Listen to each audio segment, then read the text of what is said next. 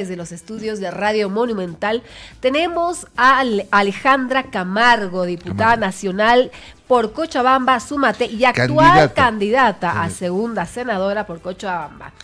Alejandra, muy buenos días, qué placer tenerte acá en el programa. No, muchísimas gracias, síganme los buenos y a Radio Monumental por el espacio y la cobertura. Creo que es muy importante hablar de política.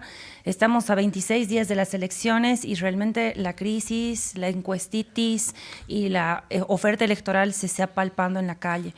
Y yo creo que, como escuchamos justamente en el segmento de Joel, la gente no sabe por quién votar. Y es preocupante teniendo en cuenta que es una oferta electoral bastante plural a comparación de las últimas elecciones. Así que más bien, muchísimas gracias por el espacio. Qué gusto, qué gusto. Así candidata es. Por APB Súmate, ¿cómo ha sido el clic? ¿Tú eres de Cochabamba? Sí, yo soy de Cochabamba. La oposición, ustedes han podido ver que en el último tiempo ha tenido realmente una fragmentación bastante importante. Y también, obviamente, son casi 20 años que no se le ha podido quitar la hegemonía al MAS en el tema político. Y justamente yo me acerqué a la política porque fui migrante, tuve 6 años en la Argentina trabajando y estudiando, y cuando volví dije, ¿por qué no me puedo quedar en mi casa? ¿Por qué los bolivianos que somos millennials y centennials tenemos que pensar en migrar? Y de esa forma me acerqué a la política, inicialmente con Comunidad Ciudadana, que fue un proyecto que pudo conquistar una cantidad importante de votación, pero lamentablemente se atomizó a vista de toda la población boliviana, por los errores que tiene la política en oficialismo y oposición, ¿no? Que es caudillismo, verticalismo, muchas roscas, mucha incapacidad de reconocer los errores, y a través de eso, obviamente en el Parlamento boliviano ustedes pueden ver, hay muchos bloques políticos, no solamente está el MAS, Creemos y Comunidad Ciudadana, sino hay por lo menos 9 bloques políticos. Y como yo soy de Cochabamba, tuve la oportunidad justamente en la fragmentación de Comunidad Ciudadana de acercarme justamente a la alcaldía de mi ciudad, que obviamente está a la cabeza del capitán Manfred Reyes Villa.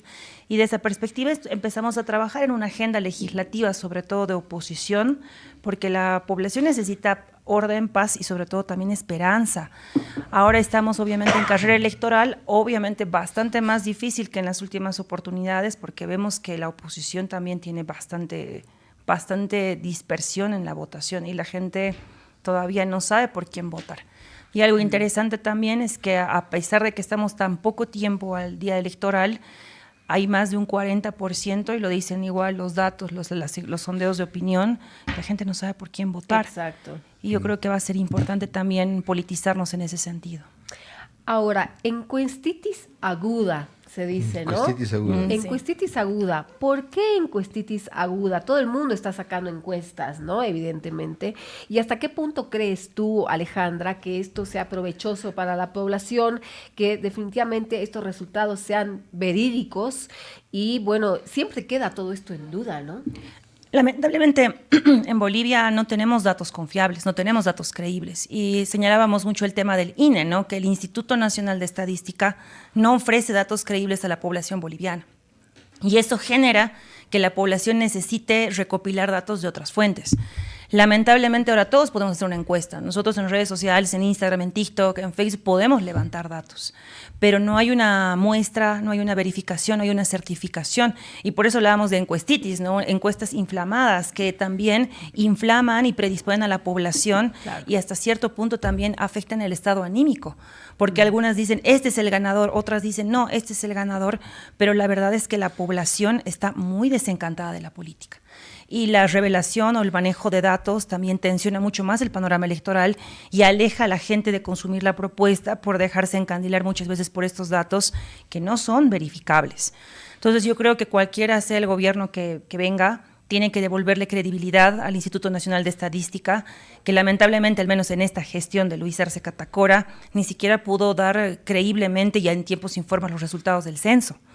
Entonces, esto de la encuestitis yo creo que predispone a la gente más bien a alejarse más de la política, y lo que yo exhortaría a la población es que la política es muy importante.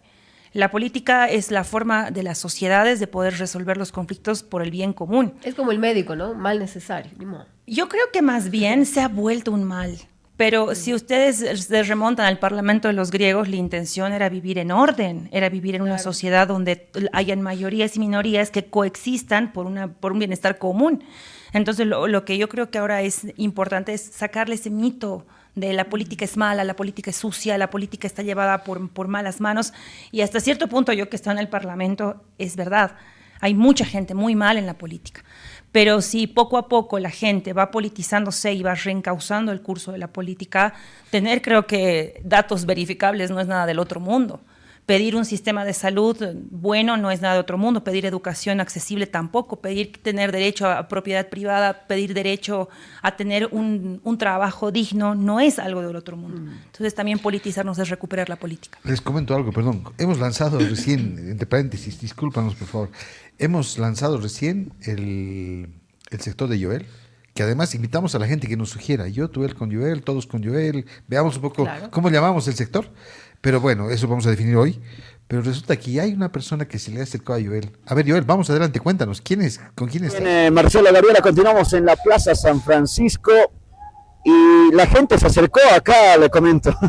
Bueno, de cierta forma, ya la gente nos está buscando, la gente quiere hablar respecto a lo que son las elecciones. Y llegó acá a la Plaza San Francisco un apoleño a buscarme acá, Marcelo. ¿Qué le parece? Mira. Un apoleño. Un apoleño. Presentarnos a Julián, desde Apolo, me vino a buscar acá. El señor Julián, ¿cómo está? Buenos días. Desde Franz Tamayo. ¿Qué es lo que quiere decir respecto a las elecciones? Buenos días. Buenos días, compañeros. Mi nombre es Julián Calizaya Córdoba, en la provincia de Franz Tamayo. Yo refiero cuestión de las elecciones, porque para nosotros no hay ninguna justicia, no hay tampoco el trámite, para nosotros no hay caso de cómo terminar el trámite. Yo soy de Menero, pero para mí, yo soy de Complito, de Tocomindo al día. Pagamos legalía minera y pagamos patente minera y aparte del ¿cómo se llama? Del ópticos más. Entonces hemos pagado yo, normal, impuestos internos. Y entonces, para mí no hay atención rápido. Hoy día mismo quería trabajar y estoy para aportar al Estado, porque no hay para mí diésel ni gasolina. Para nosotros atender a los trabajadores, de mis compañeros, no hay, todo ha subido. Por eso yo mucho extraño, porque todos estos gobiernos, compañero Arce ha comprado, a todos los dirigentes ha comprado, por eso ya cada uno más... todos se encallan, Tomás, los dirigentes. Los candidatos, ¿cómo le ven ustedes? ¿Son candidatos que le convencen? ¿Ya sabe por quién va a votar? Ahora nosotros, de mi parte, de mi persona, yo no voy a votar ni esos tres candidatos, ni Gloria Medina, ni Manfred, ni Toto, nada. Entonces yo apoyo al compañero Evo, nada más. Cuando era el Evo, no hay así del hambre, no hay nada, era tranquilo. A nosotros en el campo necesitamos lo que andamos tranquilo, sin subvención, sin nada. Eso nomás nosotros tenemos, compañero. Muchas gracias, señor Julián, muy amable. Eso es todo mi reclamo, pero en este caso todos los compañeros en Aymara. Ahí está. No, en Aymara sí, bueno, quisiéramos sí, pero no vamos a entender nada. No se entiende. Bien, un saludo cordial a todos. Ahí en Apolo, mande un saludo. Saludo hacia de la provincia de San Tamayo, todos nosotros pensamos de nuestra cabeza cuál nos conviene, cuál candidato nos conviene. A eso nos votaremos o no votaremos. A ver en Aymara, a ver.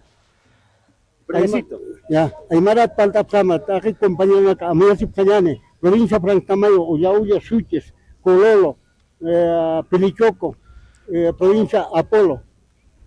Ya, Amaya Sipayane, Hani Kama Hakim Inque Sipayane, y Chore Kuchero Jotani, cualquier candidato, tenemos que volver por chicotazo. ¿Hay que votarles con chicote? Con chicote hay que votar. Bien, ahí está, muchas gracias, don Julián. No somos parte de la violencia, pero bueno, es el sentir de ustedes. Bien, muchas gracias. Ahí está don Julián, dice, gracias, interesante Julián, la palabra de don Julián. Dice, hay que votarles con chicote. No somos parte de la violencia, decirle Marcelo, Gabriela, pero es el sentimiento de la gente. Queremos escuchar a todos, como lo dijimos desde hace días atrás. aceptamos toda opinión, ¿no? De derecha, izquierda, centro, y como decía adentro Marcelo, ¿no? Y hay el sentimiento que dice, no vamos a aceptar ningún candidato, vamos a sacarles a Chicote. Bueno, derecho de protesta, derecho, estamos en democracia, pueden expresar de cualquiera, pero siempre en el marco de el diálogo, en el marco de la paz, sin violencia. Y del respeto. Qué importante, Joel, qué importante. Mire cómo, y realmente, síganme los buenos, escucha a todos. De derecha, de izquierda, del centro, de adentro, como decimos. Arriba, abajo. Arriba, abajo, al centro, adentro. Son demócratas, entonces. Así es, Creen en la democracia siempre. Así tiene que ser, y es sí. importante hacerlo, ¿no? Ahora, más allá del apoyo recalcitrante, además con Chicote, que dice el señor que habló, habla de justicia, habla de impuestos, habla de crisis, o sea, esa es la realidad. ¿Cómo ves este tema, Alejandra? ¿Cómo realmente esas son las necesidades que la gente está esperando y para decidir su voto va a ir por ese lado, ¿no? Hablando de la despolitización, ¿no? La Cámara de Diputados y la Cámara de Senadores es el órgano legislativo y es la casa de la democracia porque se configura en primera vuelta. Independientemente tengamos un balotaje o no, la Casa de la Democracia se va a configurar ahora. Y estamos hablando de algo que dijo don Julián, que es clave también, el tema de la burocracia. No puedo hacer este trámite. Todos los bolivianos de izquierda, de derecha, masistas, opositores, nos enfrentamos con una burocracia estructural que yo señalaba siempre que el MAS ha perfeccionado en 20 años de poder. Porque el Estado es una corporación de pegas que no funciona en ningún espacio, hemos visto, o sea, un trámite, fotocopia de carnet, haz una fila, tienes que ir ahí, no es mi competencia, han cambiado el personal, y eso también habla de una desinstitucionalización de los espacios públicos, y eso también es el desafío que tiene cualquier gobierno pendiente, porque todos los bolivianos se enfrentan a la democracia, a la burocracia, claro. Y recuperar también la democracia nos habla de ordenar un poco esto, deberían funcionar las cosas. El tema impositivo también es un poco paradójico, ¿no? Porque el señor Julián venía del sector de la minería y lo paradójico es que 20 años del MAS y Bolivia sigue siendo minera, extractiva, colonial, ecocida, yo lo señalaba mucho. Bolivia empieza con el oro, la plata, el estaño, luego es la época del gas. Ahora se supone que los candidatos también están hablando del litio, pero entonces no ha habido un cambio realmente en una matriz económica sostenible. Y estos son temas también que la población a veces lee desde izquierda o derecha, desde identidad y pertenencia, y el masismo ha instrumentalizado mucho esto del bloque nacional popular, ¿no? El tema del voto del campo. Y lamentablemente eso también ha separado a Bolivia y tiene conflictuado el escenario electoral. Y lo que mencionaba el tema de la configuración del Parlamento, él decía, no voy a votar, Evo no está habilitado. O sea, su candidato no está habilitado. Claro. Entonces probablemente va a votar blanco, va a votar nulo o no va a ir a votar. ¿Y eso qué significa? No importa si el 100% de la población o el 40% decide votar blanco o nulo. Entonces un 30%, un 20% va a configurar el Parlamento y va a configurar el poder. Y también por eso es tan importante que la población, si bien no tenga a su candidato ideal en la papeleta, claro, por lo menos pueda ver cuál es la propuesta del candidato que le resuelva más los problemas. Por ejemplo, hay muchos candidatos, inclusive el APB Súmate, que habla, ¿no?, de simplificar el tema de la burocracia, un gobierno digital abierto. Hay el mismo APB Súmate, muy bien, tú tienes problemas con combustible, 5 pesos el combustible sin subvención. Entonces, esa es la paradoja, ¿no? Hay una despolitización tan grande que aunque hay un candidato que resuelva tus problemas, porque es de izquierda o porque es de derecha, no, prefiero no votarte. Entonces, también yo creo que estamos en una elección bastante complicada y algo que yo señalo desde mi experiencia en el Parlamento. El Parlamento se configura en primera vuelta y los bolivianos muchas veces ni siquiera conocen a su candidato a senador por su departamento, no conocen mucho menos a su candidato uninominal. Y luego eso a veces lleva al Parlamento a personas que no representan a las bases que en teoría dicen representar, o peor todavía, que la población se siente desconectada de la democracia y la política. Entonces el desafío es muy grande. Yo creo que el gobierno que venga, independientemente quién gane, va a ser un gobierno de transición, porque estaríamos saliendo de 20 años del MAS, pero también la tensión, la crisis, la inestabilidad social, económica y política va a caer también sobre ese gobierno y yo creo que por eso es tan importante que la población vote con conciencia y lea las propuestas de los candidatos, que ahora estamos viéndolos en debates presidenciales, estamos viendo también a otros candidatos al Parlamento y al órgano, justamente al órgano ¿cómo es el órgano legislativo del Estado Plurinacional de Bolivia dando vueltas por los medios, ¿no? Así es, así es. Es muy difícil, creo yo, lograr por todo lo que estamos viendo, por tanta incertidumbre, tantos cambios, tantas complicaciones que se están generando en los candidatos de los diferentes partidos políticos, ¿no? Un voto consciente. ¿Cómo crees que realmente la gente pueda confiar si estamos viendo que la gente no sabe por quién votar? Yo creo que lo importante es reconocer que no es un escenario ideal. La política no es un escenario ideal y muchas veces esperamos, no, es que yo quiero a este candidato, no, es que yo quiero que sea de izquierda, que sea esto, que tenga estas características.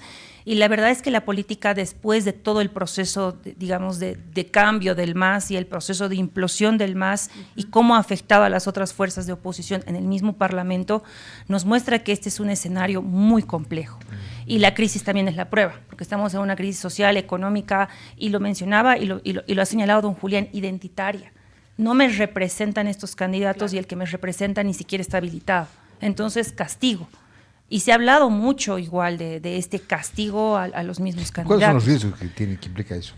Lo triste es eso, que entonces minorías, que no son el 100% de la población, van a configurar espacios de poder que van a tomar decisiones en nombre de todos los bolivianos. Ese es el mayor riesgo.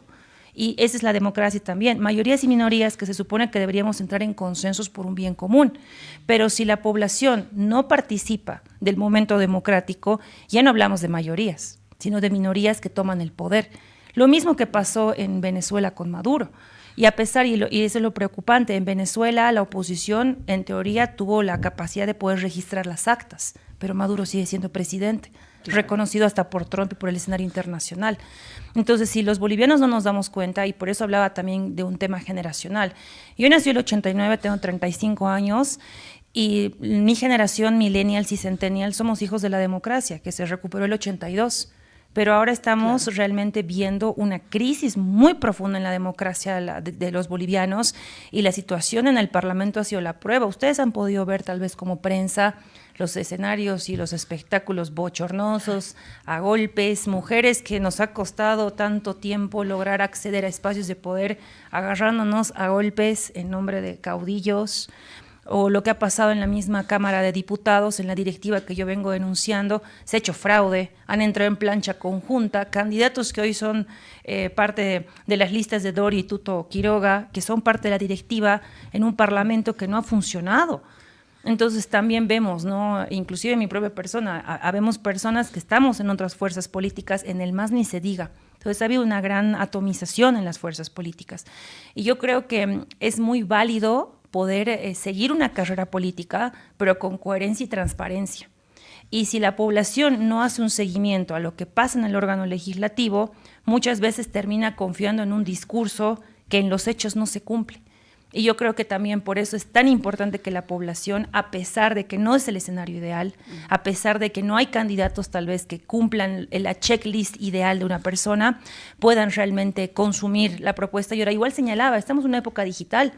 Los chicos, los jóvenes que van a votar tal vez por primera, segunda vez, pueden entrar fácilmente a ChatGPT y decir, ¿cuál es el mejor programa de gobierno? Exacto. Este es mi problema, entonces, ¿cuál es el programa de gobierno? ¿De qué candidato que me resuelva estos problemas? Y te lo hace, digamos. Y lo hace. O sea, agarra la información que hay y con eso lo procesa. Incluso están en el TCE las propuestas. Es una buena sugerencia, ¿no es cierto? Totalmente. Qué bien que una millennial lo diga, mira. Sí. Sí. Están las sugerencias, están todos uno puede sacar, poner al chat GPT y pedir, mostrame un resumen o cuál es la mejor propuesta. Por eso hay que vencer. No sé si cuál es la mejor propuesta, pero sí puedes hacer un resumen. La que me responde. Tal vez mi problema o mi interés más grande es la educación, es la cultura. Entonces, ¿cuál es el candidato, cuál es el programa de gobierno que me propone esto que yo necesito? Y así la gente a veces se sorprende y dice, pero mira, yo no creí en este candidato, pero te está proponiendo algo que tú necesitas y que tú estás buscando.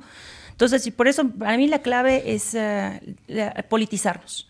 Porque la gente está apática, es como que, no, yo soy apolítico, y eso es bien millennial y bien centennial, yo soy apolítico apartidario.